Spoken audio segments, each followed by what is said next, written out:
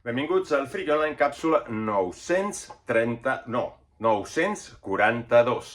Ens anem a Norma Editorial i ens anem a un còmic molt potent i molt xulo que és La vanguardia es una mujer, de Clara Frutos. Clara Frutos, guanyadora amb aquest còmic de la beca El arte de volar. Va guanyar la beca i ha parit aquest còmic que realment està molt bé i és molt potent i molt interessant. De què ens parla? Ens parla de les sin sombrero, ens parla de la generació del 27, però de les dones de la generació del 27 que eren artistes i han quedat tapades per un concepte patriarcal de la història i de l'art, sobretot també de l'art, o sigui, de tot plegat.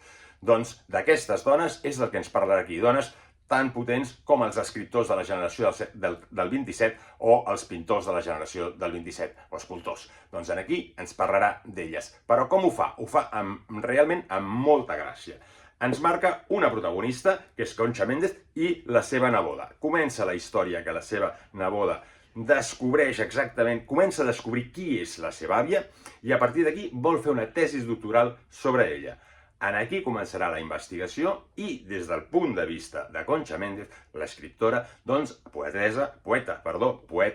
la poeta, doncs, ens explicarà tota aquesta generació del 27, d'aquestes dones que han anat quedant tapats per l'oblit de la història i que aquí comencem a recuperar amb altres fonts. Realment molt interessant, amb un dibuix molt xulo, amb un toc així d'il·lustració, un dibuix molt net, on ens explica molt bé tota aquesta història de totes aquestes dones que van ser grans artistes i que van anar quedant tapades pels homes, no? Aquests homes, els del barret, perquè elles eren les sense barret, doncs ells en portaven.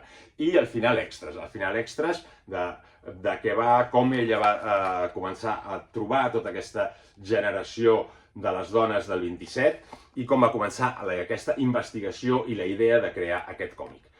Realment molt interessant, molt ben portat i aquest punt de memòria històrica i de recuperació i dignificació d'unes dones que van ser unes grans artistes. Doncs ja ho sabeu, salut i a llegir còmics, La vanguardia es una mujer.